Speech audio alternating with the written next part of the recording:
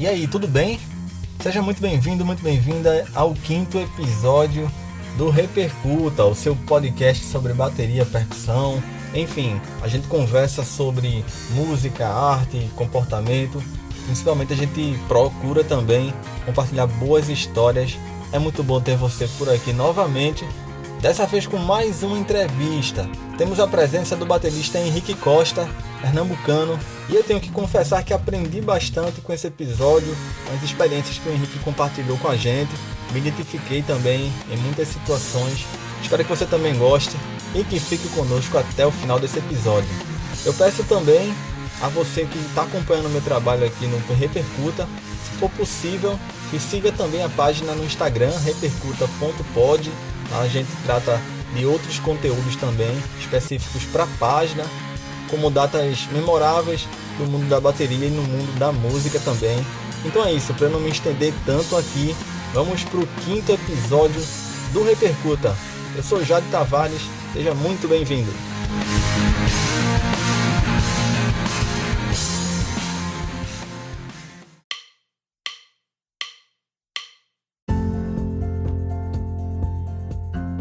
Primeiro, te agradecer por ter aceitado o convite, velho. Nada, eu que agradeço pelo convite, foi muito massa a sua iniciativa, velho. Então a gente tá com o Henrique Costa, baterista aqui de Pernambuco, recifense. Muito bem-vindo ao Repercuta. A lembrança mais antiga que eu tenho tua é de 2019, de te ver em ação com shows das tuas bandas, a antiga Better Cup, né, que agora se chama Vassale, e também a Boa Vista Rádio Clube. Mas aí, a minha primeira pergunta para tu é como é que tu começou, a primeira vez que tu viu uma bateria na vida?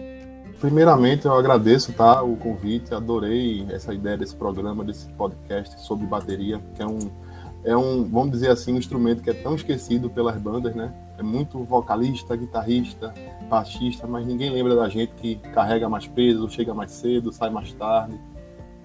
E respondendo sua pergunta, cara, a primeira vez que eu pensei em ser baterista foi em 98, quando eu vi o show ao vivo do Dream Theater, Monster of Rock, São Paulo. E aí eu vi aquele monstro de bateria chegando, eu vi aquele camarada em ação. Eu fiz, caramba, que negócio diferenciado, eu quero ser baterista. Eu tinha 18 anos na época. Então demorou um tempo. A primeira vez que eu tive acesso a tocar numa bateria, mesmo que de brincadeira, foi aos 20 anos. Foi bem tarde, em 2000. Quando eu sentei numa roda de amigos, e aí tinha uma bateriazinha lá velha, eu comecei a brincar com ela, e aí eu vi que realmente eu gostava da coisa. E a primeira vez que primeira vez que eu falei assim, eu tenho uma banda, foi banda de cover, né, que eu tocava no Recife Antigo, ali no Downtown, ou em outras boates na época que tinha a Fan House, ainda tinha a Fashion, e aí a gente tocava, né, a música dos outros, assim, mas esse foi meu primeiro contato, né, com a bateria em si. Quando tu me mandou parte do teu histórico, eu também me identifiquei com essa coisa, porque eu comecei a tocar aos 16, 17 também. E normalmente o pessoal começa bem cedinho, né? Acho que aos 10, 14 anos, enfim. E aí me identifiquei bastante. Essas primeiras bandas que tu participou eram algumas bandas independentes, né? A Three Pack Jam, pode explicar um pouquinho dela, como é que foi a situação, como é que foi a tua passagem por lá? Então, essa banda, ela surgiu através de uma banda cover que a gente tinha, que a gente tocava ali, como eu falei, no Recife Antigo mais. E aí, o baixista e o guitarrista tinham a mesma, vamos dizer assim, a mesma ideia que eu tinha, acho que o mesmo sentimento. Poxa, eu tô aqui tocando cover para hard rock, rock and roll, aquele pop, só que não é o que a gente gosta. E aí a gente teve a ideia, né, de montar um bar trio. A princípio seria com voz, mas a gente não achou nenhum vocalista que quisesse tocar um som próprio na época. Então a gente, vamos fazer instrumental mesmo. Então eu acho que tinha tudo para dar certo, mas infelizmente o mercado não pedia esse tipo de som, era um som progressivo. A gente começou para fazer corpo de banda mesmo, a gente começou tirando o Rush, né, tirando o próprio DT, tirando algumas coisas assim de guitarristas solos, como Satriani, Vai. Não deu assim, tipo, a gente não tinha onde tocar. A gente tinha um repertório de músicas próprias de 6, 7 músicas já. Isso em 6 meses, eu achei bem rápido. Mas a gente não tinha onde tocar. Né? Então, aí aquela coisa foi andando, os meninos foram arrumando outras bandas de cover. Pra você ter ideia, meu baixista tocava em 4 bandas de cover ao mesmo tempo. Então ele tinha uma agenda lotada, às vezes não tinha tempo para ensaiar com a gente, e aí, infelizmente, ela morreu depois de um ano e meio. E aí, já nesse período, Henrique, tu chegou a fazer aula também? Como é que foi? Tu se revezava entre estudo e as bandas, ou só era... Então, cara, isso é uma coisa que eu falo, às vezes, um pouco de vergonha, que eu não fui muito assíduo em aulas, né? Nunca fui dedicado em aulas. Eu até tentei, eu me inscrevi num curso de bateria aqui em Recife e passei uns 3, 4 meses lá, mas sabe quando você senta ali e você quer aprender uma coisa, o cara, ó, mas você tem que começar aqui. Ele estava super certo na época, só que minha cabeça na época não queria aquilo, eu queria tocar, eu queria aprender coisas realmente complexas, e ele, não, mas você tem que fazer o básico. Então até hoje eu não sei fazer o básico, eu não consegui me focar em estudos. Então eu meio que, quer saber? Eu vou aprender no método antigo, tocando. Então eu foquei mais em bandas mesmo. Entendo. É porque eu te perguntei até porque, como você falou que nas bandas covers funcionava muito tocando Rush e DT, aí eu pensei logo, né? Porque são bandas que puxam bastante de técnica, né? Bastante. Isso é foda. Complicado. Isso é foda. Tem música ali que, inclusive, não saía inteira porque chegava numa parte que simplesmente não rolava. Eu entendo. E sinal da tua aptidão mesmo, assim, natural para aquilo, né? Porque escolhesse bandas, assim, bandas do alto escalão lá do rock pra fazer. Bem simples, eu escutava, tipo, uma banda, adoro essa banda é muito massa. Então eu escolhia as bandas que eu gostava. Mas, realmente, chegava em algumas músicas que, tipo, essa aqui não vou encarar não, porque é impossível pra mim fazer isso aqui. Aproveitando um gancho, então, Henrique, o que é que te faz gostar ou não de uma música ou de um estilo logo de cara, assim? O que é que te chama mais atenção logo de cara pra tu gostar ou não, né? Ou então pra desgostar? Isso é uma pergunta complicada. Não é? Essa pegou. Mas é assim, essa questão não é tão simples. Existem músicas muito lineares, muito quadradas, que eu vou gostar de cara, não sei, pela sonoridade, pelo timbre. Eu sou um baterista muito ligado em timbre de guitarra e baixo. Eu tenho essa característica de escutar cordas. E, ao mesmo tempo, tem que ser uma coisa criativa, diferente. Por exemplo, eu sou taxado aqui pelas pessoas que me conhecem pelo cara que não gosta de Iron Maiden. Você não gosta de Iron Maiden porque é Nico McBrain tocando. Que é aquele cara que é um puta baterista, mas ele é aquele cara do primeiro CD ao último. Ele é o mesmo cara. Ele toca as mesmas coisas. Ele faz as mesmas coisas. Só que o problema não é Nico McBrain pra mim. Pra mim é toda a banda. É uma banda que por algum motivo não chamou a minha atenção. Não tem nada que... Oh, meu Deus, que guitarra, que baixo, que vocal. Embora o vocal seja um dos melhores do metal até hoje. Mas... Exato. Não me atrai. Ao mesmo tempo, eu escuto uma banda tipo... o Helmet, por exemplo. Eu adoro o Helmet. É um cara que não sabe solar. É um guitarrista assim, que só sabe fazer básico, não entende solar. Meu Deus do céu. Me desculpe se ele um dia me ouvir, mas Page Hamilton não sabe solar.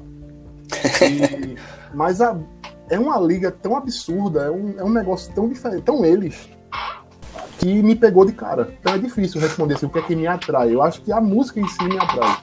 Se ela for uma coisa muito original, bem feita, bem coerente, ela vai me conquistar. Se ela for uma coisa muito mais do mesmo, eu não consigo ouvir. Coisas que não se encaixam no meu gosto, eu também não consigo ouvir. Então é muito... Depende muito da música. Eu acho que é isso. É perfeito, velho, porque tu demonstra que não se apega ao dogma do negócio, né? Ao banda gigante, e se você não gostar, não gostou, não se comunicou com aquilo ali, e é isso, né? Perfeito. Com certeza, velho. E outra coisa, eu não me apego a estilo.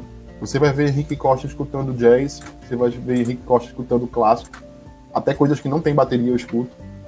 eu escuto eletrônico, eu escuto metal, vários estilos. Um ou outro eu realmente não consigo escutar, me perdoem quem gosta, mas eu não consigo escutar um black metal, por exemplo, aquele cara gritando no meu ouvido não dá. Embora eu já escute thrash, que tem muito gutural também. Então eu não me apego a estilo, entendeu? Eu escuto muita coisa. Era uma das perguntas aqui também que eu ia te fazer, era sobre os ritmos que tu transita, assim. Eu te vi tocando, eu lembrei logo do hard rock, assim, de cara, sabe? Mas tem muito mais outros ritmos que você curte também, né? Que você transita. Gosto bastante. E você vê muito hard rock em mim, porque eu sou um cara que nasceu em 80, né? No auge dos meus 40 anos aqui. Então eu peguei toda aquela fase ali, final de 80, quando eu comecei a me ligar em música. Eu escutei muito 90, então 90 era glam rock, hard rock, né? O início do thrash pro Brasil chegou muito nos anos 90 ali, 89, 90. Se você perguntar para mim quais são as 3 bandas que você escutou que marcou ao seu início de curtir música, eu diria para você bem exatamente o Arise do Sepultura, que se eu não me engano foi em 1990, que é aquele vinil que eu escutei em vinil, cara, que coisa absurda, aquela massa sonora. Eu acho que as caixas da antigamente nem reproduziam com fidelidade o que elas fazem hoje. Eu escutei em 92, ou eu posso estar errado, mas eu escutei em 92 o Imagine Words, que é o álbum icônico do Dream Theater. E logo depois eu escutei de novo o Sepultura, que foi o Chaos AD. Então esses 3 álbuns para mim foram os marcantes, assim. A partir dali eu vim escutando Pantera, Megadeth, Metallica, bandas do peso também, como Fear Factory, como o próprio Helmet, que eu descobri em 96, eu acho. Então, basicamente, esse foi a raiz das coisas que eu curtia.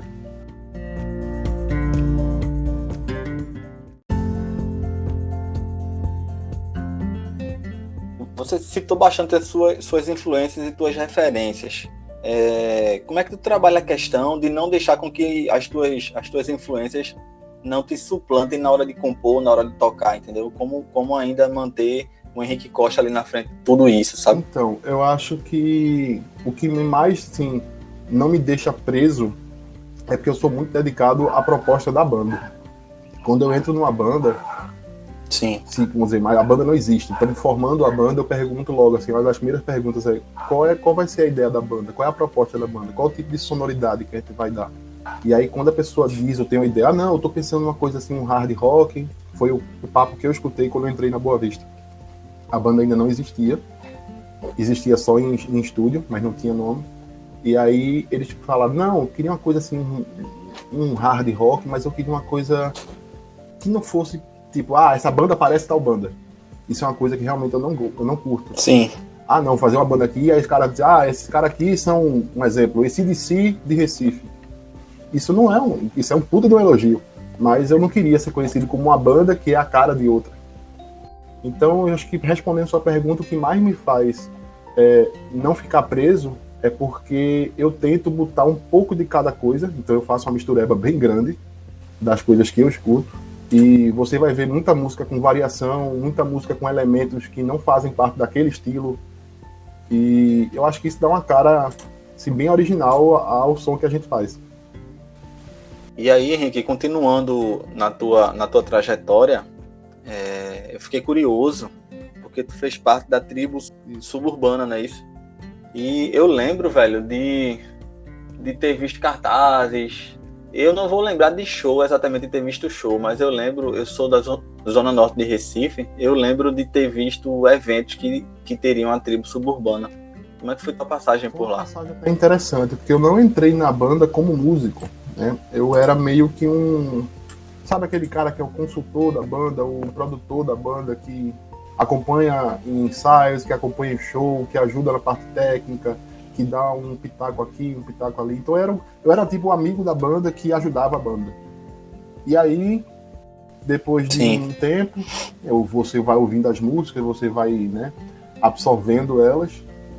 Então tava tudo por osmose na minha cabeça. E aí, de repente, num show, uma brincadeira, o vocalista me chamou, faz uma participação aqui com a gente, numa música tal.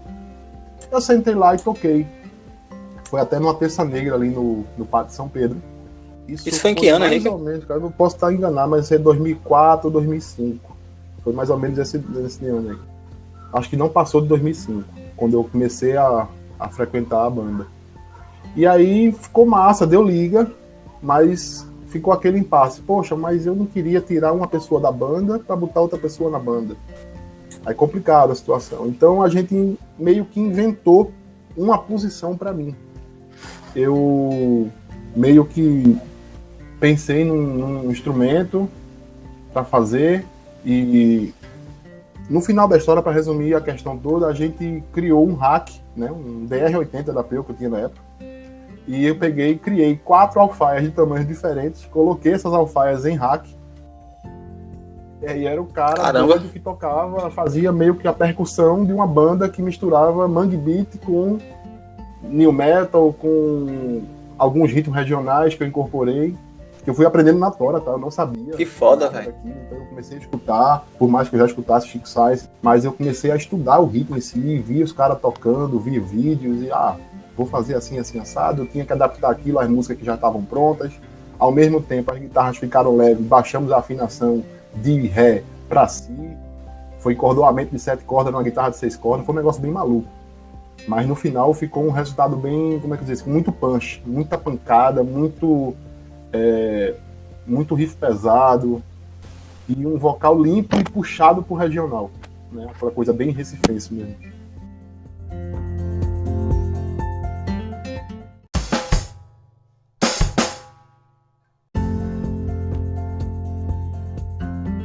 E aí, logo após a passagem pela tribo suburbana, tu resolveu parar? Como é que aconteceu essa decisão, assim? É o seguinte, essa banda, o que ela teve de, assim, inovadora, ela teve de problemática. Então, depois de alguns entendimentos, eu sou uma pessoa meio difícil de lidar. Então, quando eu vi que aquela coisa não ia pra frente, eu falei, não vou perder meu tempo aqui. E resolvi parar.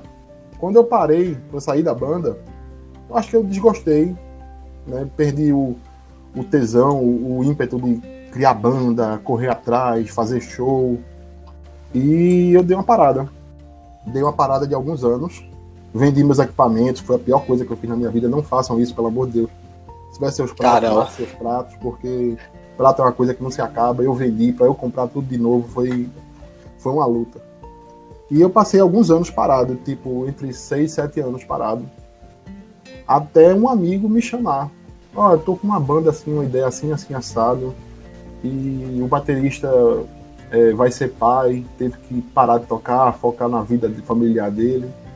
Tu quer fazer um teste com a gente, ver se rola um ensaio, sem compromisso? Aí eu disse, tá, vamos fazer. Isso foi em 2016.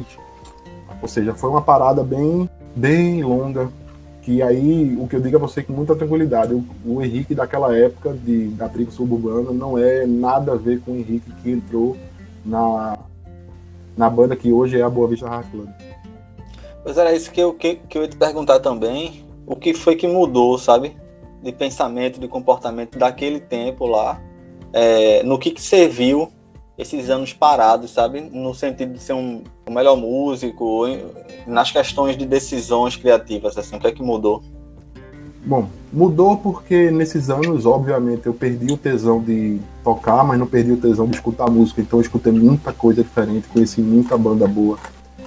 Aprimorei o que eu escutava, voltei a escutar coisas antigas, conheci coisas muito, assim, interessantes, criativas, sabe?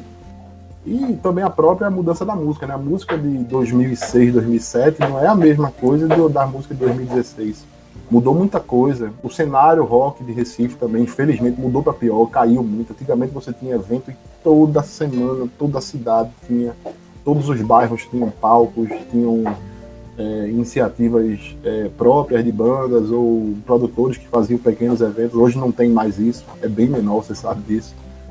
Sim. E acho que o que mudou para mim como músico foi, além disso que eu falei, a questão da personalidade. Eu acho que hoje eu sou um cara mais tranquilo, sou um cara mais tolerante, eu escuto mais as pessoas. Antigamente eu era muito tipo mão de ferro, ou é isso, ou tchau. E isso numa banda não funciona. Isso aí eu posso dizer que não funciona. Então hoje eu sou um cara que escuta mais, eu sou um cara que vem com a ideia, mas se alguém disser, essa ideia é legal, mas se tu fizer assim pode ficar bom, eu testo aquela ideia da pessoa, eu não digo de cara, não, a minha tá melhor, eu testo, de repente não é nem a minha ideia nem a dele, é uma que se criou no meio. Isso pra mim foi o que mais marcou a mudança.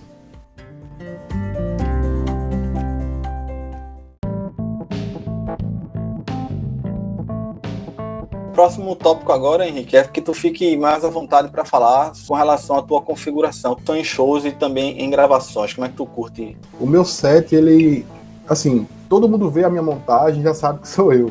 Que eles ficam principalmente perturbando comigo, porque quando eles olham o bumbo de lado, eles já sabem que eu vou tocar. Eu não consigo tocar com o bumbo olhando para frente.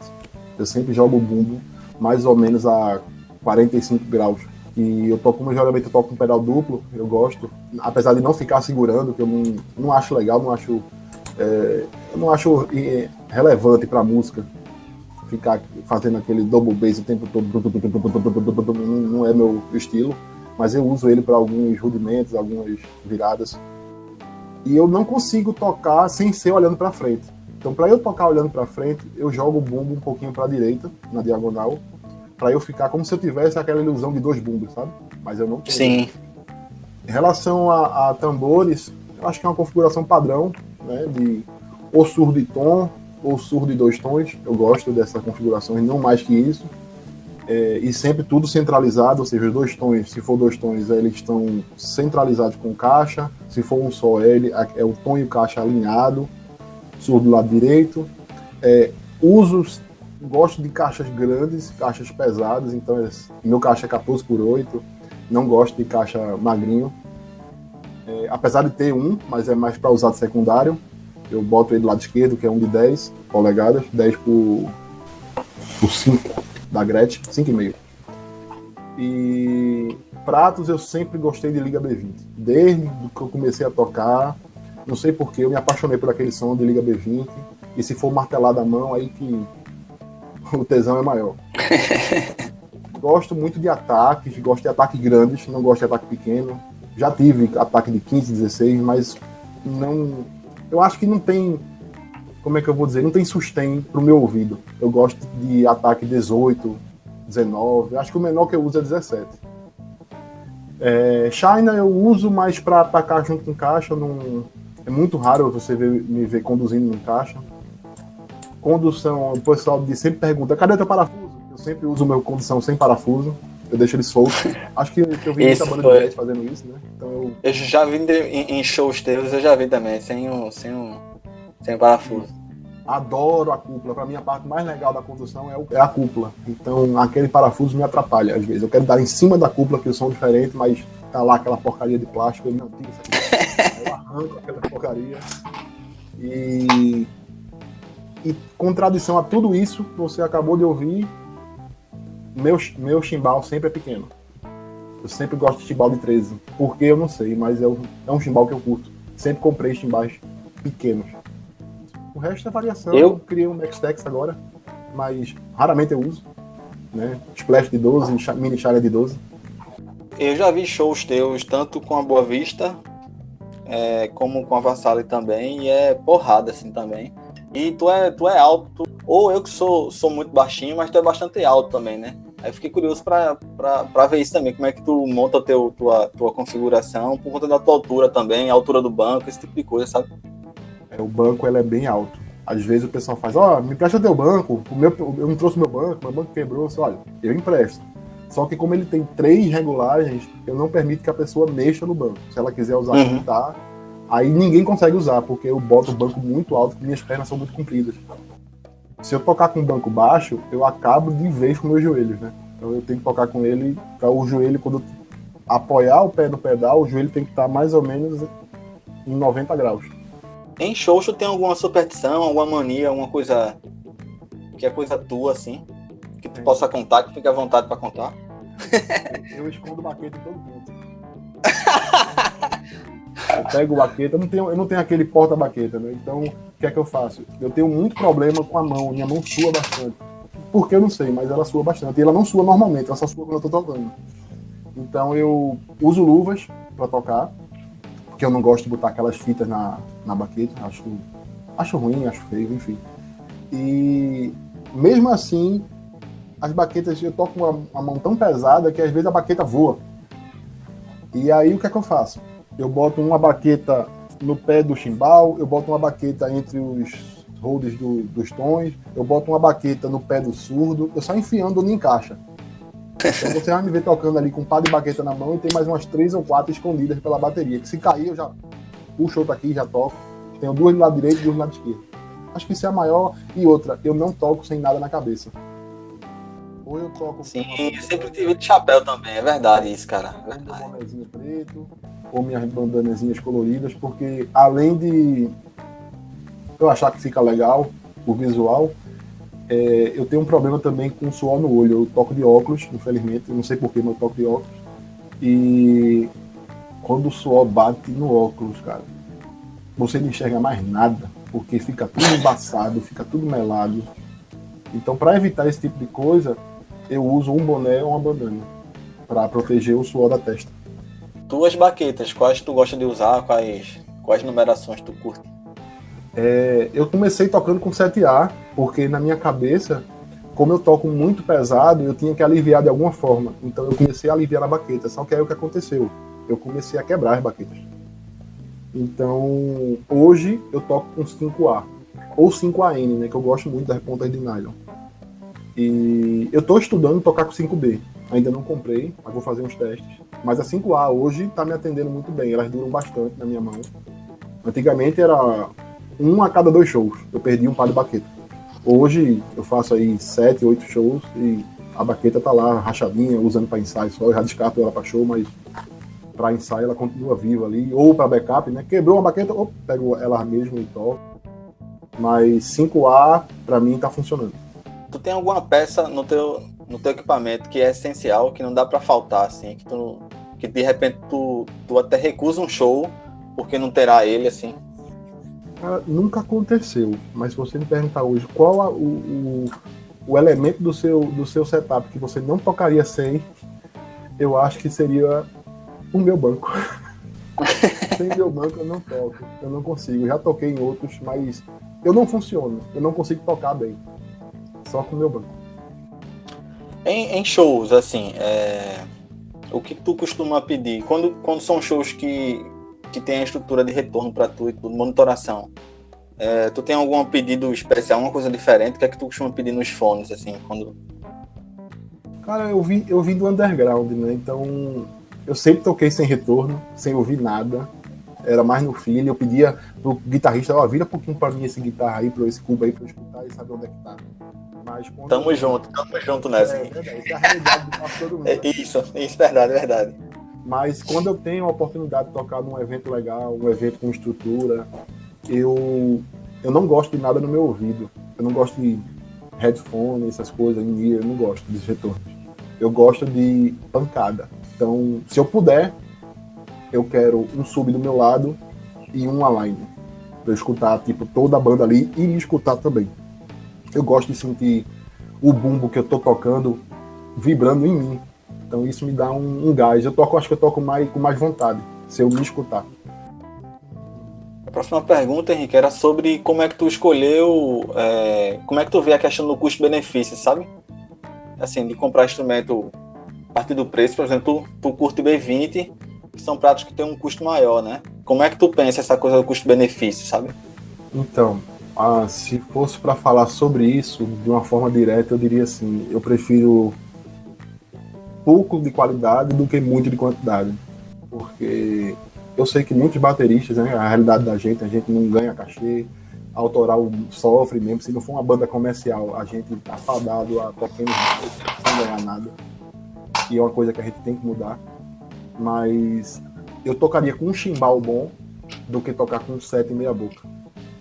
Então, nesse ponto prato, eu não gosto de custo-benefício. Porém, se você me pedir uma indicação, poxa, mas eu tô com pouca grana e queria um kit legal, eu vou dizer, não tô recebendo nada, tá? Por isso. A marca nem sabe que eu existo. Mas eu toquei uma vez com uns pratos Zeus, da linha, acho que é tradicional, não lembro exatamente, Classic, alguma coisa desse tipo. Uma coisa padrão dela. da linha Zeus, da marca Zeus. Cara, que prato bonito, que som bonito. Ele tem som de Zildjian de ave. Caramba. Eu achei absurdo. E quando eu vi o preço, eu fiquei, sério? É só isso? Ah, esse prato deve quebrar com uma pancada. Eu toquei um show inteiro com ele. Ele me arranhou. Então, se o prato me aguenta, pode comprar. E eu acredito, viu? Assim, pra quem tá ouvindo e não viu o show ainda das bandas de Henrique, acho que ele participa, eu já vi, e é pancada, assim. Se ele tá dizendo, pode confiar que é verdade. Aguenta mesmo. Se eu toquei, não rachou, não arranhou. Embora o pessoal diga que eu toco pesado, mas eu alivio no pulso. Isso não é verdade, tá? Isso é falar. Eu acho também que tem muita gente que não sabe bater no prato, né? Você já deve ter visto muito por aí. Tem que tirar o som dele. A baqueta assim, reta, véio, como se fosse um cabo de vassoura batendo num rato na parede. Pá! Isso. Me dá uma agonia, cara, quando eu vejo isso. Eu fico com uma gastura, sabe? Eu já vi os caras quebrando o prato na minha frente. A baqueta entrou. Caraca. Meu Deus do céu. Porque o cara bateu reto, sabe, no prato. E não é assim que a gente bate no prato. Você bater da forma certa, você pode descer o braço no prato. O máximo que vai acontecer é quebrar a baqueta, não o prato. Exatamente. Aproveitando até esse gancho, tu passou por situações, alguma situação pitoresca, alguma coisa curiosa em shows, assim, que tu possa compartilhar? Cara, já. Você quer quantas? Quantas? Temos tempo aí, temos tempo. Bom, fica à vontade. Pitoresca aqui foi uma coisa que eu não acreditei, tá? A gente fez um show lá no Festival Literário de Moreno. Um abraço pro pessoal lá, adoro aquele povo lá. Adoro aquela cidade, muito acolhedora. E, inclusive, meu guitarrista, ele é natural de Moreno, né? O guitarrista base, João, da Boa Vista. E, cara, a gente foi tocar, né? Montaram o palco do coreto da cidade, bem bonitinho, bem... Né? Negócio de bom gosto. Só que acho que esqueceram que bateria tem que ter um tapete grande, sabe? Me deram um tapete. Aí eu fiz o que pude, botei na diagonal, assim, losango, botei um bumbo ali, né, o chimbal pegando na pontinha aqui, mas tu sabe, né? A pessoa vai tocando, aquela coisa vai. E ele tava no limite do tapete. E é o que aconteceu. A gente tava tocando uma música, se eu não me engano, era Atirando no Escuro, o nome da música. E ela tem uma parada no meio, uma pausa, que é uma coisa que, pronto, se você perguntar, como é que tu sabe que Henrique tá tocando? A música tem pausa? Tem, é ele. Eu adoro botar pausa. Pá! Aquela pausa muda mesmo. E depois volta. Pá, pum, e entra. Então eu gosto de fazer isso, acho legal, acho divertido. E na primeira pausa da música, eu tive que usar ela pra outra coisa. Eu tive que usar ela pra remontar a bateria, porque ela desmontou no meio, ela abriu. Foi bumbo andando pra um lado, o chimbal andando pro outro, e eu não tava mais conseguindo alcançar. Eu tava tocando, parecia uma Mamulengo, tá ligado? E quando ele deu a pausa, tupá, o pessoal, né, da banda já estava acostumado com as pausas e sabia que às vezes eu alongo ela um pouco, tipo 2, 3 segundos a mais para criar um susto. E depois volta. Passou-se 10 segundos, nada de eu voltar. Quando eles olham para trás, tá lá eu agachado, puxando a bateria de um lado, a bateria do outro, bem calmo, sabe? Bem tranquilo, não tá acontecendo nada. Montando ela, remontando, olhei para cima, dei um sorriso e aí a gente voltou. Foi uma coisa mais divertida, assim, mais absurda que já aconteceu comigo. Mas também acontece de, tipo, eu tá tocando e o retorno do lado direito, um side que botaram pra mim, explodiu, queimou. Caralho. Explodiu mesmo, foi pum, do meu lado. Eu olhei assim e continuei tocando. Já teve também coisa de iluminação cair em cima de mim. Caiu um LED. Puta aqui. Que pariu, bicho. E caiu em cima do meu prato, aí que doeu. Eu olhei assim, eu parei de tocar na hora, aí peguei, olhei o prato e vi que não tinha arranhado. Aí peguei o LED, tirei de cima, botei no canto, bom de novo, e comecei a música de novo. Se caísse em você, tá tudo bem, né? Mas no prato não. E pronto, sem estresse. Agora eu não quero meu prato, não, por favor, só tenho ele. Até aproveitando, Henrique, eu fui ouvir tudo direitinho, com mais cuidado, com mais atenção, os trabalhos que tu faz parte, e me veio bem na cabeça isso. Da tua assinatura, as pausas e a tua preferência por usar a cúpula dos pratos, assim. Achei bem característico teu, né? Assim, tanto em show E aí fui ouvir as gravações, os álbuns, e também é igualzinho, assim, pra mim transpassa bastante coisa, assim, do que tu é pras gravações, sabe? Então, isso é motivo também de briga, tá? Porque nas gravações, tu sabe como é gravação, né? A galera gosta de botar elemento e, não, vamos botar uma guitarra mais aqui, chama fulano pra botar um violoncelo aqui, chama a galera pra fazer um coral. Aí eu paro assim e faço, galera, vai ter isso ao vivo? Não, não vai não, então não bote não. Não, mas a guitarra fica mais gorda se eu gravar de novo. Não, não grave não. Por quê? Porque você só tem essa. Eu sou muito chato com isso. Eu gosto de tocar numa gravação o que a gente vai reproduzir ao vivo.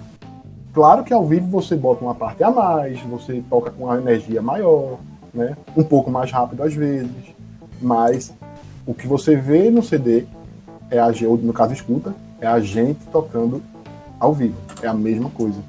Tirando um elemento ou outro que a gente gosta de brincar no show. Mas você não vai ver, tipo, não, você botou aqui, botou uma percussão, botou não sei o quê. Não, não boto porque eu não consigo tocar isso tudo. E a banda não tem percussionista, então não vai ter percussão. E a questão da cúpula, isso aí eu sou culpado dos anos 90, tá? Se usava muito isso naquela época. Tem banda mesmo, o próprio Van Halen mesmo, cara, quando ele ia solar, era o cara sentando o braço na cúpula, né? Você vê ali em Jump, por exemplo. Tem. E aquilo eu acho bonito. Não sei porquê, mas eu acho bonito aquilo. E tem uma particularidade minha, eu quase não consegui tocar a bateria porque eu tenho um problema no pulso direito, né, de uma das como é que se diz? Um ligamento aqui. E eu não consigo movimentar tão rápido o pulso direito. E é foda, porque é a mão da condução, né? A mão de conduzir prato, tudo, chimbal. Então, eu acho que no ride, né, na condução, isso se torna mais evidente. Aí uma forma de também não forçar tanto o meu pulso é fazer isso, usar muito cúpula. Então foi uma adaptação com gosto, digamos assim. É legal de saber isso, porque é o que a gente já falou antes. Apesar de você ter as suas referências, suas influências, eu não vi Van Halen ali, sabe? Eu vi Henrique mesmo. Ou seja, é uma coisa metabolizada ali, sabe? As influências. Não ficou uma coisa copiada, né? Assim, transplantada, entendeu? Eu acho que música é isso, cara. Música é você mostrar quem você é, não quem você consegue copiar. Exato. Perfeito.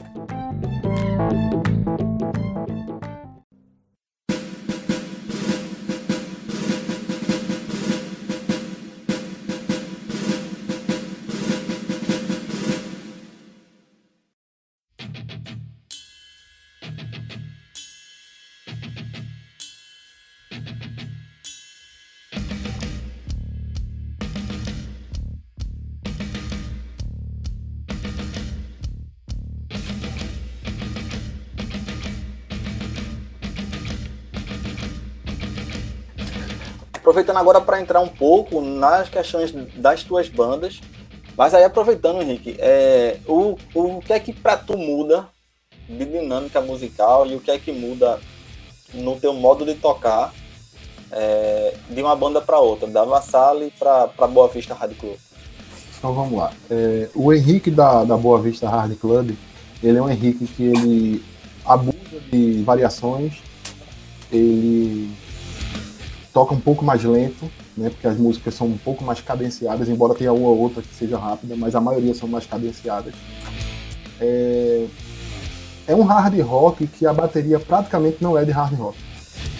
Até porque os riffs também não lembram muito. Por isso que a gente chama de hard rock experimental. Já o Henrique da Vassali é um Henrique mais tradicionalista. Acho que é aquele Henrique que puxa mais para os anos 90 e começo de 2000. São levadas que lembram um pouco AC/DC, um pouco Van Halen, um pouco Motley Crue, por exemplo. E é onde eu tento ser um pouco mais, vamos dizer assim, reto. Eu não gosto de quebrar tanto, porque não é a proposta da banda. Entendeu? Eu gosto de ter bandas diferentes, apesar das duas serem de hard rock, porque isso faz explorar mais coisas. Se eu tivesse duas bandas iguais, qual seria a graça, né? Nenhuma. É verdade. Então, eu acho que a maior diferença é essa. O jeito de tocar muda bastante, porque a proposta das bandas são diferentes. Acho que é isso. Entendi. Eu ouvindo, eu senti que a Boa Vista, se eu estiver falando besteira, você me corrija. A Boa Vista, até de acordo com o que tu falou de ser mais experimental, ela tem um pouco de stoner, um pouco de new metal também, às vezes em alguns momentos, sabe? Já a Vassala é mais tradicional mesmo, como tu contou, sabe? E aí para destacar algumas músicas que me chamaram a atenção, eu gostei muito da Três Variar, desculpa. Tu dá uma mudada assim no tempo. E a 30x12, que ela é praticamente instrumental, né? Todo instrumental. Achei muito legal as duas. Mas é 30x12 ou 30 de dezembro? Tem alguma explicação? Eu fiquei na dúvida. Ela tem várias explicações, tá? Primeiro, a gente chama ela de 30x12. 30x12, pronto, agora vai. Não é 30x12. Bateristas de plantão não fiquem procurando.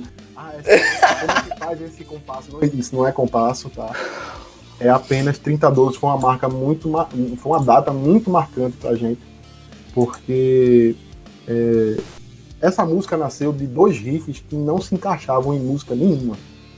Tanto o primeiro quanto o terceiro riff. Tem a mesma melodia, mas são diferentes. E esses riffs não encaixavam. A gente tentava fazer música com eles, não tá rolando. O outro, a mesma coisa. E aí, sempre nos ensaios, ficava brincando, porra, fazer o que com esses riffs, velho? São riffs legais, e não sei o que, mas não encaixa a música. Aí Chaleg reclamava, não dá pra botar uma letra aqui. Aí deu aquele estalo na gente, por que botar letra? Vamos fazer um instrumental então com elas, vamos montar um... Aí quando a gente falou, vamos montar uma melodia em cima e vamos criar uma estrutura, a música saiu em quase 3 ensaios. A música estava toda pronta já. E o mais legal dela é que um amigo nosso, né, que ele trabalha com outras bandas, ele foi totalmente contra a música. Ele disse, essa música, ninguém tem paciência para escutar uma música de 3 minutos, instrumental, num show, vai ficar todo mundo olhando pra cima, bebendo, conversando. Eu olhei pra ele e achei tão absurdo aquilo que eu disse, eu vou tocar e ela vai pra 5 minutos. A gente aumentou a música. Foda-se. Exatamente. Botamos ela inclusive, ela era a introdução de show da gente. O pessoal curtia, gostava. Porque ela, quando nasceu, a gente já incorporou ela a CHTP, né? Que chegou a hora da Terra parar. Ela virou a introdução dessa música. É uma música que traz outra. Mas ela já foi usada várias vezes como introdução de show.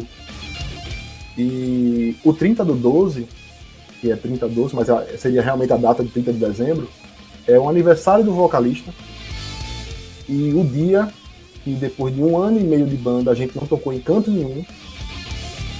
Foi tipo, não teve o primeiro show ainda. E eu disse, se chegar ao final do ano a gente não tocar, eu vou sair da banda. De acabar o ano. E então, 30 de dezembro de 2017, no aniversário do nosso querido Betuel, ele chamou a banda pra tocar. E a gente foi tocar. Depois eu fiquei sabendo que foi um comum acordo entre eles pra eu não sair da banda. E a gente fez um show muito massa, apesar de ser o primeiro, todo mundo nervoso, mas foi muito foda. E a gente começou com essa música, então essa música não tinha nome, e nesse dia a gente colocou o nome de 30/12. Legal, que história, viu? E me diz uma coisa, Henrique, já rolou alguma situação de alguma música que vocês compuseram que tenha partido de algum groove, de alguma coisa na bateria? Tem uma música que é... Assim, eu não digo que é minha porque sempre a galera agrega, né? Depois muda alguma coisa, mas ela nasceu uma música inteira minha, que é Alcatrão do Alcatraz. Eu curto ela, velho. Eu curto. Eu levantei da cama num dia, acho que eu fui no banheiro. E quando eu levantei da cama, tinha aquela melodia, o começo da melodia ficou na minha cabeça, nasceu do nada. Eu levantei e fiquei... E ficou repetindo na minha cabeça. Caramba, que negócio legal. Eu vou criar uma coisa com isso. Ela nasceu desse riff. E quando eu cheguei pros meninos, eu não sei tocar nota, tá? Não sei tocar violão, não sei fazer nada. E eu cheguei, eu tô com uma música na cabeça aí, João, como é? Eu não sei. Mas como é que eu vou saber? Peraí, vai procurar. Aí eu fazia ele procurar as notas no violão.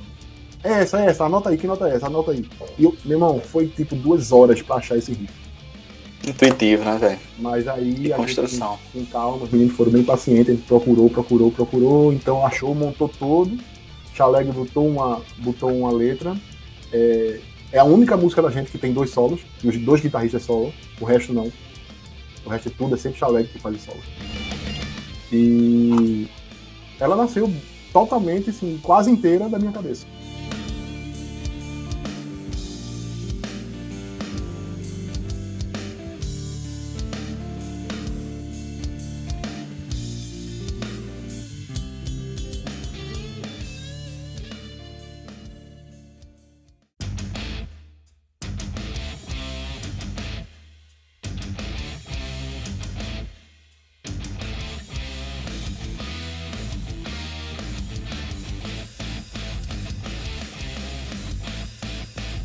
Mas vamos lá.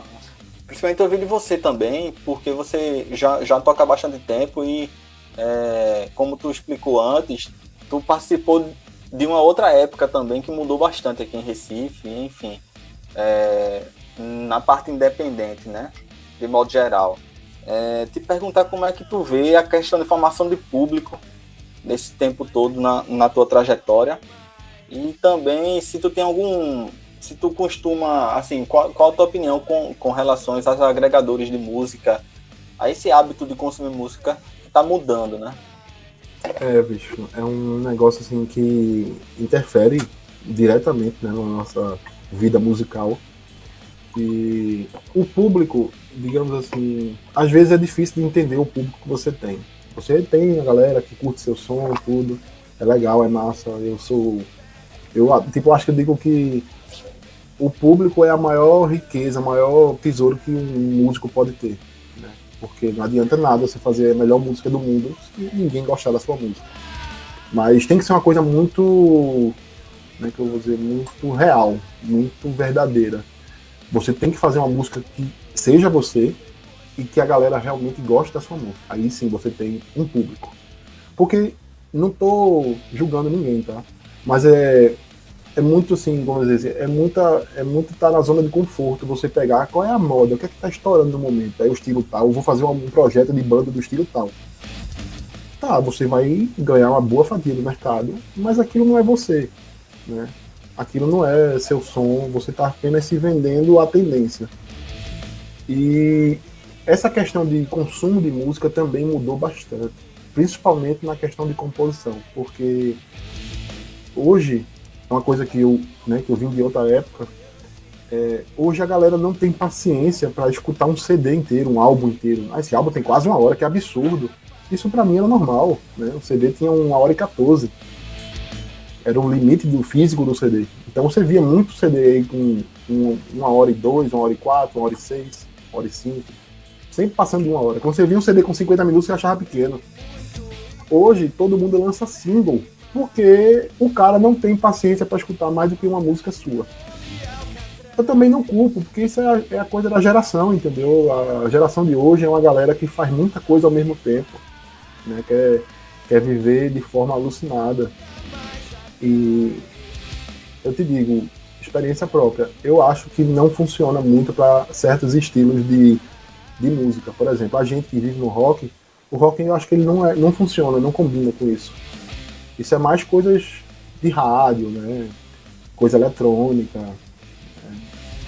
MPB funciona, mas coisas mais assim tradicionais como o rock, o blues, o jazz, o clássico não funciona. Não dá para viver lançando single. Você vai ser consumido, mas você não vai virar uma banda como bandas dos anos 80 e 90 viraram. Não adianta, você vai ter uma sobrevida muito curta. Como é que tu trabalha as tuas redes sociais, assim? Porque a gente vive um tempo também em que praticamente na medida que você está produzindo, você já tem que expor, né? É tudo muito imediato. Na tora, né? Porque eu não tinha esse costume antes. Acho que na época da tribo a gente usava muito o Orkut, que nada do Orkut, que era muito bom, sinto falta dele. Acho que o Facebook é muito inferior ao que o Orkut era, em relação a comunidades e a fórum, mas enfim. E naquela época não era tão assim, porque a pessoa só usava redes sociais quando ia pro PC, né? Então hoje é diferente, hoje tu tá com a rede social no teu bolso. As pessoas pararam de... tô cozinhando, tô dirigindo, tô estudando. Se não for esses momentos assim, ou dormindo, você tá com o celular na mão. Você tá lá consumindo alguma coisa. Então hoje, a banda que não se movimenta nas redes sociais, ela morre, ela cai no esquecimento. Isso aí é real. Ah, mas eu lanço uma coisa a cada 15 dias. você vai perder seguidores, porque os seguidores estão, vou seguir esse cara pra quê? Não vejo nada. Então tem que ter realmente uma periodicidade ali de postar material. A galera gosta de ver o que a banda tá fazendo, então a gente posta coisas de ensaio, a gente posta spoilers de música nova, a gente posta foto, né? Fazer um ensaio fotográfico, um clipe. Hoje em dia eu percebo que clipe é uma coisa que o pessoal consome com mais vontade do que a música propriamente dita. O povo gosta de visual, o povo gosta de enxergar o que está acontecendo. E isso é uma realidade que a gente teve que se adaptar.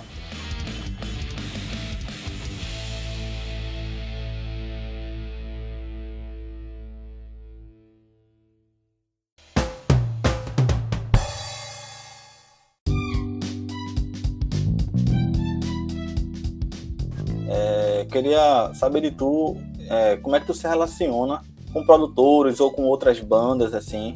Como é que os outros integrantes das tuas bandas influenciam no teu modo de tocar, assim, sabe? Então, relacionamento com outras bandas. Cara, eu acho a melhor coisa que existe da cena rock independente é isso.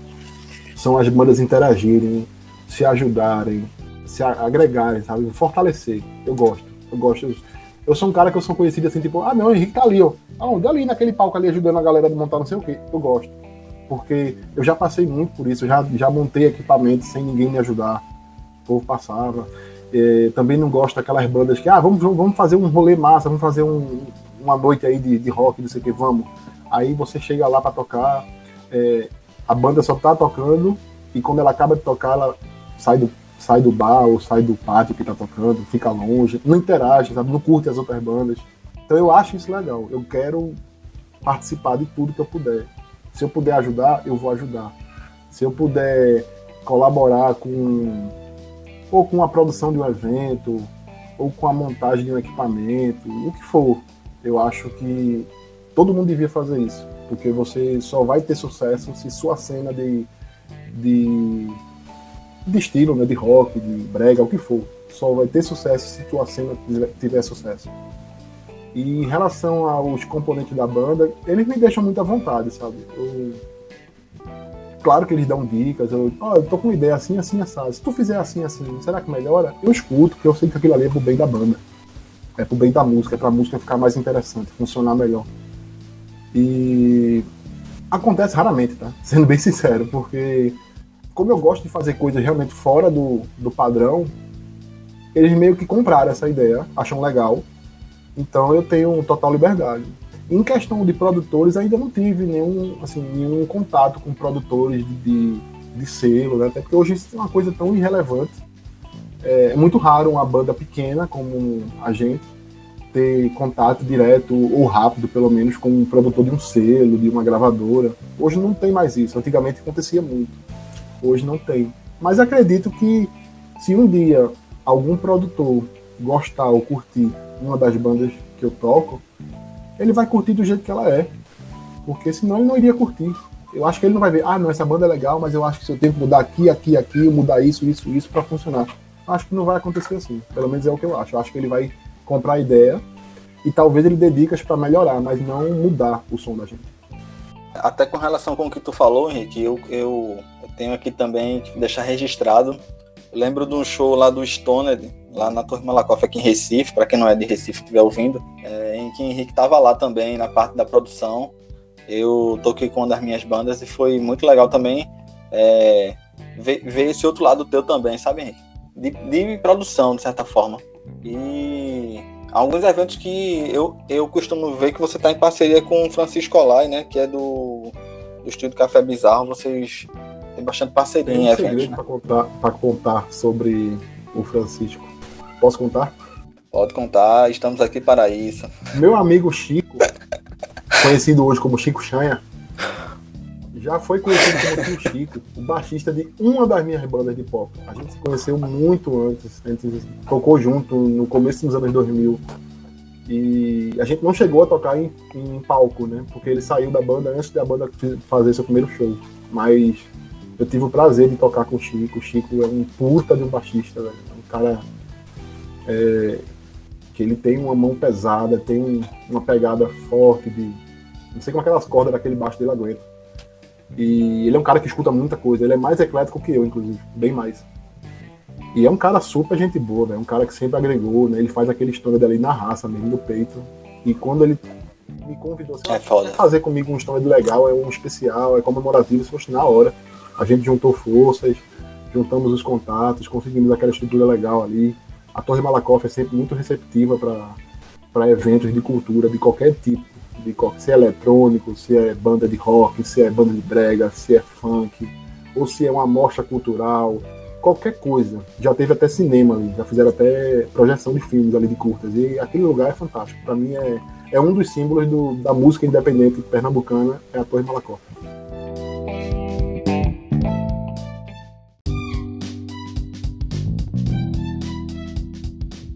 A gente está se aproximando do final, a gente tem um bate-bola no final que eu costumo com todo convidado, mas antes disso eu tenho duas perguntas, uma mais leve e uma mais pesada. Qual que tu queres primeiro? Primeiro você dá a alisada para depois dar a tapa, né? Bora lá. Com relação a preparo, se tu malhas, como é que tu cuida da saúde, sabe? Para tocar ainda mais na intensidade que tu toca. E se já teve alguma lesão também e tal? Lesão propriamente dita de tocar, eu nunca tive, né? Mas eu já tive esse problema que eu lhe falei do pulso direito, que eu tive que fazer do pulso, né? Isso. Pra corrigir. Mas isso faz muito tempo, faz coisa aí de mais de 10 anos. Mas foi uma das coisas que me fizeram até parar um pouco, aproveitar e ter resolvido essa questão do pulso. Foi durante aquela minha pausa ali, de 7 anos.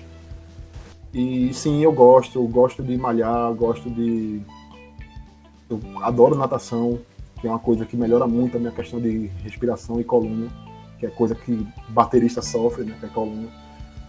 E eu recomendo a todo mundo, cara, eu sou sedentário, mas tô ali tocando, cara, treine, ou faça esportes, faça exercício, o que for, pedalar, correr, crossfit, o que você quiser, pilates. O importante é, se você tiver em forma, a sua capacidade de tocar, ela cresce exponencialmente. Eu sei porque eu senti isso na pele. Eu já cheguei a ter 140 quilos. Eu era bem gordo. Hoje eu tô mais cheinho por causa da pandemia, né? Todo mundo aí engordou. Mas eu também tive problemas com taxas hormonais. Então eu ganhei aí um pezinho, mas nada que eu não consiga reverter. Mas em 2 anos eu perdi 50 quilos, apenas com treino e com natação. A dieta era quase zero. Eu comia de tudo. Bebia até refrigerante, mas era regrado meus treinos. E o gordinho tocando e o cara em forma, saudável. Não digo aquele cara truncado, grande, armário não, mas um cara em forma saudável, ele vai tocar muito melhor. Isso eu garanto. Muito bom. A gente ouvindo tudo que tu compartilhou com a gente, e vendo tua trajetória, tu já tocou, já tem bastante tempo que toca, já tem uma carreira que é longa, parou, teve um hiato longo, voltou, tudo. Tu explicou também com relação aos teus pensamentos, as tuas tomadas de decisões que mudaram. Enfim, a maturidade, né? A partir com o passar do tempo. Em que momento da tua carreira tu acredita que tu tá? Eu acho que, se eu for responder sinceramente, eu diria que eu tô no caminho certo de começar a crescer. Eu não me considero um excelente baterista. Eu também não sou assim, não, aquele cara ali é iniciante. Não dá pra ser iniciante com tanto tempo. Mas eu não me considero eu não me considero nem os 20 melhores das bandas independentes. Eu não me considero ainda. Mas o foco que eu tenho hoje, assim, a vontade de fazer, a dedicação e a paixão pela música, por tocar, hoje é muito grande. É uma coisa que eu realmente gosto. Porque depois de tanto tempo você ainda se propõe a fazer isso e curte realmente o que está fazendo, é porque você gosta. Então, eu acho que se eu tivesse a paixão que eu tenho hoje, aos 20 anos, provavelmente eu não estaria aqui mais em Pernambuco. Já estaria tocando em algum outro lugar. Mas eu estou muito longe de chegar onde eu quero, e também, com certeza, eu estou muito longe de parar, tá bom para mim. Eu vou tocar enquanto meu corpo conseguir levantar a baqueta. 70 anos, 75, não bater as botas, eu vou estar lá tocando, né? Só não vou estar carregando peso de equipamento. Vou pedir alguém para carregar para mim. Mas gosto, inclusive, de montar minha bateria. Acho que mesmo que eu chegue aí a um patamar de banda, vamos dizer assim, emergente, né? Bandas que chegam a tocar em São Paulo, Sudeste, né, em geral, ou até mesmo sair e tocar numa Europa, nos Estados Unidos, aquele velho, né, turnê europeia que a galera faz aí na loucura mesmo. Mesmo chegar nesse nível, eu não vou querer que ninguém monte meu equipamento, porque eu acho que só eu consigo montar do jeito que eu quero, porque eu sou muito chato com isso e também eu sou fora do padrão. Então, o melhor hold do mundo, o melhor técnico do mundo de bateria, ele não vai saber o que fazer, porque o que ele acha que é certo, eu vou dizer, ó, cara, não é assim que eu uso. Então, digamos que espiritualmente eu tô lá, tô focado, mas preocupado com o que o físico permite. É isso.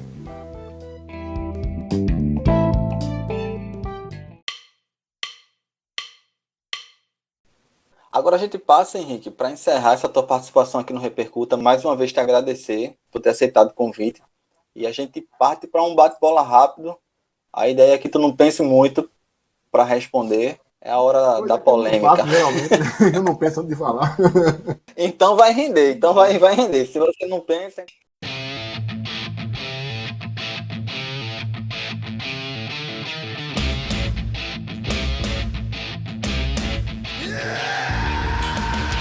Henrique Costa, uma música que te represente.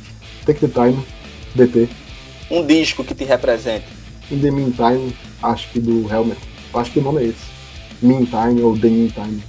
E agora um filme que te inspira. Um Sonho de Liberdade foi um filme que me marcou bastante, velho.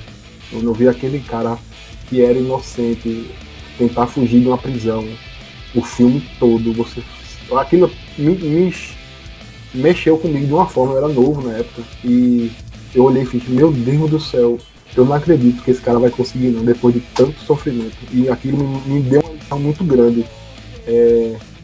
O pior que você esteja, velho, se você realmente quer, vá, você vai conseguir. Talvez você não consiga aquilo que você queira, mas você vai chegar bem próximo. É isso. A lição que esse filme me deu foi essa. 5 bateristas referências pra tu. Mike Portnoy, do Dream Theater, Neil Peart, do Rush, Nick Menza, do Megadeth. Aqui no Brasil, eu gosto muito, apesar de conhecer há pouco tempo, mas eu gosto muito do Bruno Valverde. Acho ele um puta de um baterista. E outro brasileiro que também eu vi ao vivo e achei fenomenal, coisas diferentes dos outros, é o Eduardo Baldo, né? O ex-Híbria. Quando tu vê alguém tocando bateria, qual é a primeira coisa que tu observa, que te chama a atenção? O cara tá feliz tocando, se ele tá tocando o que ele gosta. Se ele tá tocando com empolgação, porque ele pode ser um puta de um baterista, ele pode ser tipo 4 cérebros no mesmo corpo, mas se ele não estiver gostando, ele vai ser só um cara tocando. Um momento que tu tenha se sentido realizado? Acho que quando eu terminei o primeiro CD, esse foi o primeiro CD que eu gravei, né, o Três Variar, né, o álbum do Boa Vista Hard Club, porque eu acho que esse é um momento, assim, um dos momentos mais marcantes de uma banda, é quando você grava o primeiro CD. Eu estava até conversando com uma amiga minha que ela perguntou isso. Como é que você acha que realmente a banda começa a existir? Foi a pergunta dela. E eu disse, quando ela faz o primeiro álbum. Quando ela faz o primeiro álbum, ela consegue passar realmente o que ela queria. Ela bota as músicas que ela criou, do jeito que ela pensou. E ela grava isso tudo num álbum. Apresenta essa obra para o público. É um momento que você valida a sua banda. A banda agora existe. A banda nasceu. Não é o primeiro show, não é o primeiro ensaio. Pra mim é quando você cria o álbum. Tá aqui, ó, nosso trabalho. Então esse pra mim foi o melhor momento até hoje da minha carreira. Qual baterista fora do teu nicho que você mais gosta ou mais respeita? Com certeza o Dave Weber. Cara, pra mim é um dos bateristas mais insanos que eu já vi tocando. Baterista de jazz fusion. Cara absurdo, o cara parece que tem 3 cérebros. A perna esquerda faz uma coisa que não faz parte do corpo. É uma coisa absurda. Aquele cara tocando é muito absurdo. Agora é o contrário. Qual baterista do teu nicho que tu menos se identifica? Essa era pra estar na classificação de perguntas pesadas, né? É porque essa foi embutida aí pra tu não sentir. Aquela tapinha no meio do fight, nem senti do meio. Mas beleza. Cara, que sacanagem. Escutar e me conhecer vai dizer, é verdade. O cara que eu menos me identifico e que eu acho que nem devia estar ali é o Lazarus do Metallica. Nada a ver aquele cara naquela banda. Repercuta isso, é a verdade aí. e tem que ser dita mesmo. Pois é. E é isso. Por isso que eu gosto. Por isso que eu tô gostando tanto de entrevistar, porque cada um tem suas impressões. Isso é muito legal, cara. Seguindo então, Henrique, qual é a banda que tu gostaria de ser baterista? Se tu pudesse escolher. Essa também é outra pergunta pesada. E a próxima é mais pesada ainda. Jogando o fone fora. Mas vamos lá. Eu sou muito feliz Manda com as minhas bandas, tá? Primeiro de tudo, eu quero dizer isso. Tipo, eu não tô aqui tocando, mas tô pensando em ir embora. Não. Até hoje, eu não tive nenhuma vontade de sair das bandas. E no dia que eu ameacei a minha primeira banda, né, que é a Boa Vista. Quando eu digo primeira, é porque é a mais antiga das duas, que eu faço parte.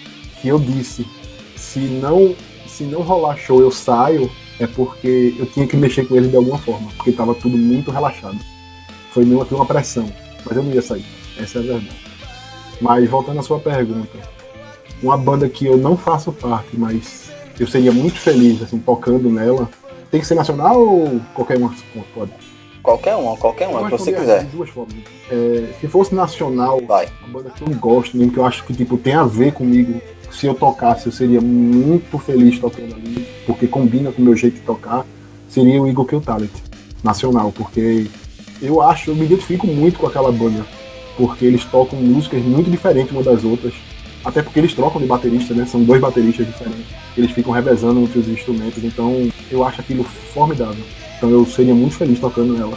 E banda de fora é um pouco mais complicado, porque eu gosto de muita banda. Mas ao mesmo tempo, eu me limito a responder pela minha capacidade de tocar. Porque, por exemplo, seria muito fácil para mim, eu queria tocar no DT, mas eu não tenho capacidade nem sonhos de tocar no DT. Eu não consigo fazer aquilo, não dá. E até um desabafo aqui. Pra mim, quando o Portnoy saiu, acabou a banda. Porque o que tá hoje não tem nada a ver com o que era antes. Caiu muito tecnicamente, muito. De tudo, criatividade, pegada, timbre, porque Portnoy também produzia o CD. Então, pra mim, a banda acabou. Eu só escuto ela do Black Clouds and Silverlines pra trás. Mas, respondendo de novo a pergunta, eu falo demais, né? Eu acho que uma banda, assim, que seria muito massa, muito divertido tocar, seria o Skin Dread. É uma banda que mistura um pouco de new metal, um pouco de thrash e muito de ska e reggae. É muito engraçado e ao mesmo tempo muito absurdo o que os caras fazem. O som dos caras são muito foda. Inclusive, teve uma pergunta agora há pouco no documentário que a gente tá montando da banda. Perguntaram assim, na lista, qual as bandas que mais te influenciam. E eu só podia escolher 5, o Skin Dread estava no meio. É uma coisa que eu até recomendo, quem estiver ouvindo pode escutar, que é bem diferenciado. Mas qual é a banda que faz tanto sucesso, mas tu não consegue entender? Eu não ia responder Metallica, apesar de não gostar do baterista. Eu já vi eles tocando ao vivo e sei que ele é o limitador da banda. Ele erra muito ao vivo e não que eu tenha nada contra errar, tá? Eu não sou perfeccionista nem nada. Mas pra mim um cara que toca tantos anos aquela música e fica errando daquele jeito, eu acho inaceitável. Se eu fosse um membro da banda, eu diria, meu irmão, acorda pra vida. Mas não seria o Metallica que eu falaria. Eu vou falar uma coisa que eu acho que vai todo mundo me odiar. Mas eu não entendo o sucesso do Beatles, por exemplo. Não entendo. Eu escuto aquilo tipo assim, e eu não sei porque o povo é viciado em Beatles, porque todo mundo adora Beatles. Eu não vejo nada demais. Próxima pergunta é: qual o baterista que tu faria uma jam? Complicado. Só pode ir um. Muita gente, exatamente. Eu ia querer tocar com muita gente. Mas aí eu vou no óbvio mesmo, com certeza. Pra fazer uma jam, mesmo estando muito abaixo, eu com certeza faria uma jam com o Portnoy. Isso aí, sem sombra de dúvida. Qual o teu conselho pra quem tá começando a tocar agora? Uma coisa que realmente eu defendo e vou defender até o fim é: faça suas músicas. É muito bom você tirar outras músicas para estudar técnicas, isso é massa. Mas quando você cair em campo, não, eu quero ser músico, eu quero tocar, quero mostrar para o público, né, eu tocando, tocar numa banda, ou qualquer coisa do tipo, faça suas músicas. O povo tá desmerecendo muito o autoral, tá? E eu vejo muita gente boa mesmo, que poderia estar fazendo aí músicas maravilhosas que a gente nem imagina como sairiam.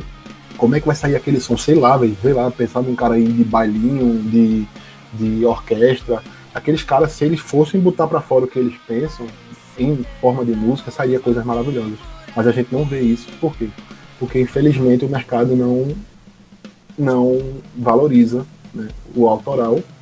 E só quer consumir o cover. Então, eu acho que seria isso. Faça suas músicas. Até porque não existe cover se não existir autoral.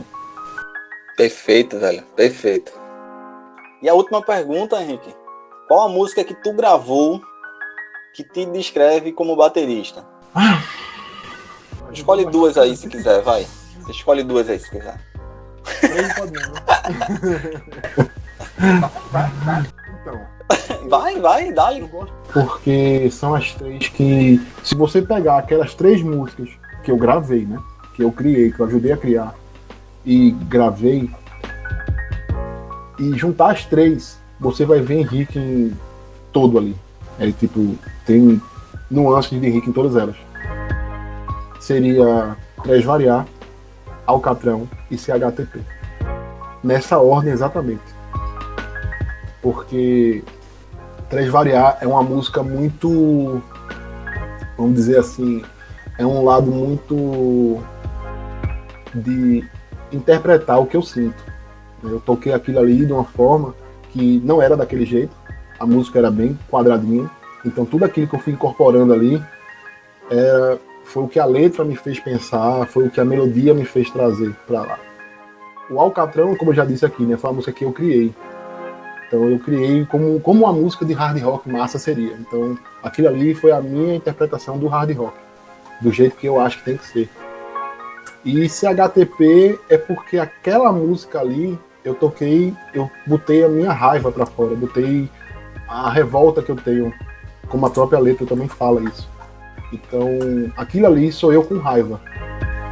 Então tenho aí todos os meus sentimentos em 3 músicas. Esse foi Henrique Costa, esse foi mais um episódio do Repercuta. E Henrique, mais uma vez te agradecer pela presença aqui no Repercuta, e fica esse espaço para você deixar teus contatos, ou de repente para mandar algum recado, ou de repente alguma pergunta que eu não fiz e que você quisesse ter respondido, fica esse espaço. Primeiro eu queria agradecer, né, pelo convite, adorei o programa, muito divertido fazer isso aqui, muito... Eu acho que é a forma da gente, né, fazer o público saber quem é você de verdade e não aquela impressão daquele cara que tá lá atrás, escondido, lá na bateria. Então, para mim, foi ótima oportunidade. E quem tiver curiosidade de conhecer meu trabalho, acompanhe a gente, né, na Boa Vista Hard Club e Vassali. Todas elas têm Instagram, tem YouTube. O Spotify da Vassali não existe ainda, porque como a banda mudou de nome agora e a gente está refazendo, terminando o CD, né, estamos terminando o primeiro CD dessa nova formação, vai sair agora até o final do ano, quem sabe máximo janeiro. Vou dar um spoiler aqui, ele vai se chamar Máquina do Fim dos Tempos, e tá bem legal, bem diversificado, tá diferente. Olha aí. Do que era antes, né, até porque mudou praticamente todos os integrantes, só a Larissa e o Lides continuam lá. Inclusive, um abraço para todos eles, adoro eles. O CD Três Variar tá no Spotify também, né, da banda. E um recado que eu queria deixar, que eu já bati nessa tecla muito, mas vou finalizar com ele de novo. Não desista, continue tocando, toque o que você gosta e faça suas músicas. É isso.